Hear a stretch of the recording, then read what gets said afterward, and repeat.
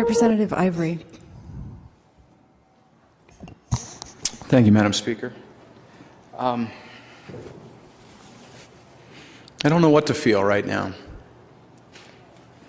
I'm glad for the families and the businesses and the communities and the industry in our state, the tax revenue that goes to fund our schools. I'm pleased at all the action, Speaker, our leadership team, our Senate President, our Governor, the good county commissioners and sheriffs on the ground who stood bewildered that their families and their businesses, their industries and their communities were under assault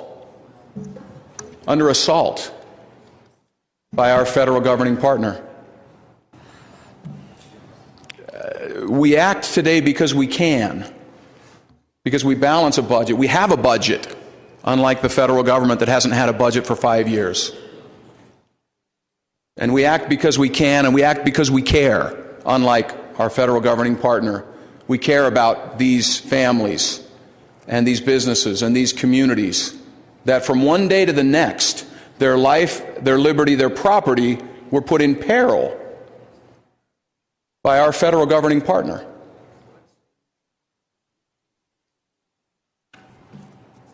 This isn't about a shutdown.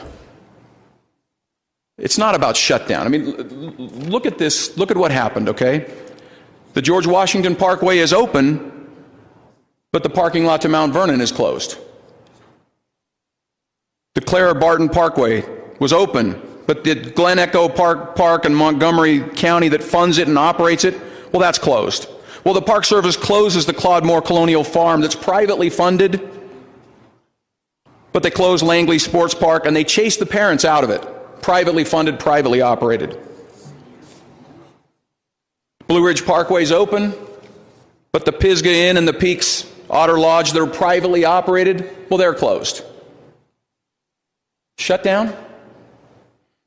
Yellowstone is probably the best example. The 4 dozen tourists that were held at gunpoint for 2 days in the Old Faithful Inn, they called it Gestapo tactics. They were shut up in the Old Faithful Inn for 2 days, and the windows were shut with armed guards so that they couldn't even look out the windows and see Old Faithful. And every 88 minutes, the federal guards would come and surround Old Faithful so they couldn't recreate. And when they were taking them out of the park, and they had a herd of bison, and they wanted to take pictures, and these are our guests from Japan and from Canada and from Australia and from all over the world, and they wanted to take pictures, and immediately armed guards came up and said, no, you can't recreate. And so they put them on a forced march for 2.5 hours out of the park. They couldn't even stop for restroom breaks, even at private facilities along the way. Shutdown?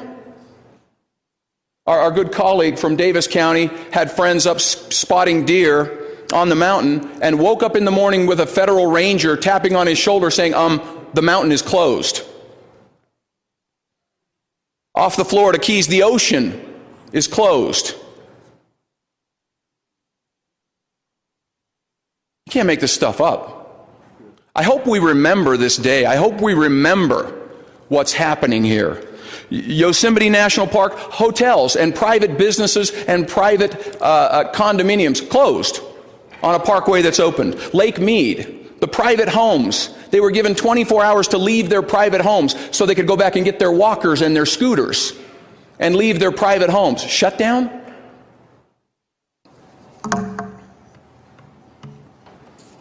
Our sheriffs and our county commissioners, when, as the good representative from Washington County mentioned, found their families out of work.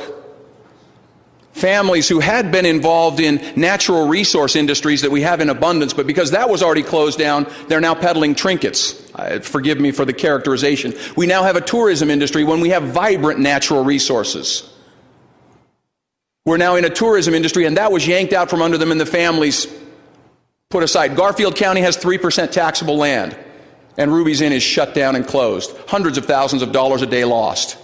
And the county commissioners and the sheriffs who stood up, who swore an oath to protect the lives, the liberties, and the properties of their people, wanting to do something, were told, no, it's the federal government. Supremacy. They win, you lose. And when the counties refused to accept that and the sheriffs moved to act in Andy Griffith fashion, not Rambo fashion, moved to act, but to act for their people. Initially, the Park Service supervisor said, we'll give you the keys. You can go in and act and open these up. We understand these beautiful heritage sites for the world.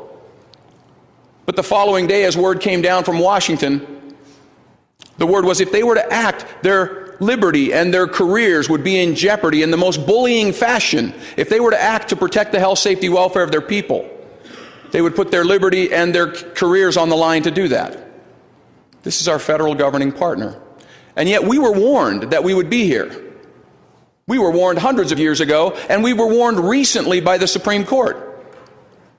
States are separate, independent sovereigns. Sometimes they have to act like it. Supreme Court said this allocation of power between the national government and the states enhances freedom by protecting the integrity of the governments themselves, and second, by protecting the people from whom all governmental power is derived. That's the Supreme Court 2 years ago.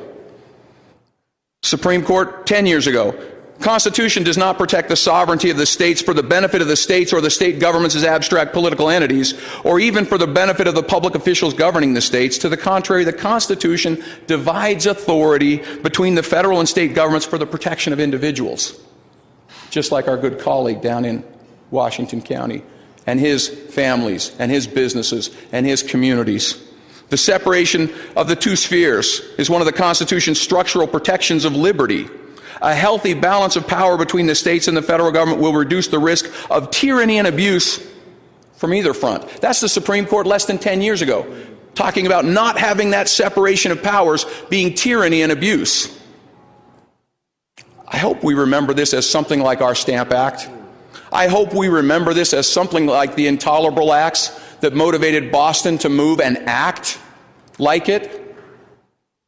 I hope as we prepare for the coming legislative session, we act like a state, because we were warned by our founders. It's our own fault. We can blame Washington and point the fingers all we want. We know what consolidated centralized power looks like. It looks like this. It looks like today they're kicking the can down the road to January 15th, and this madness is going to start all over again. It looks like this.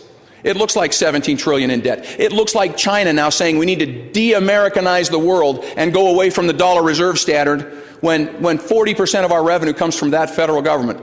It looks like this. And our founders warned us it'll be our own fault if we allow the federal sovereignty to interfere in our jurisdiction. Our jurisdiction to protect the life, liberty, and property. To secure these rights, governments exist, our founding documents tell us. And so I would call on you that we take this to heart, that we figure out between now and our session how we act. Because this is only the beginning. January 15th, this starts all over again with a federal government that doesn't have a budget, that doesn't have a plan, and our citizens, our people, our businesses, our families, our communities look to us to help our counties and our county sheriffs protect their health, safety, and welfare.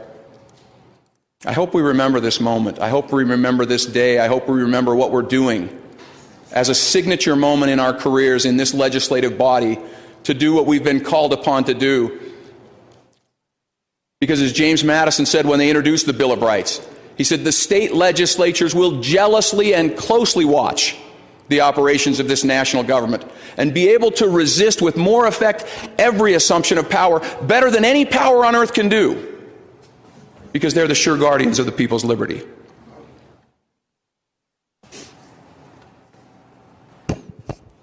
Thank you, Representative.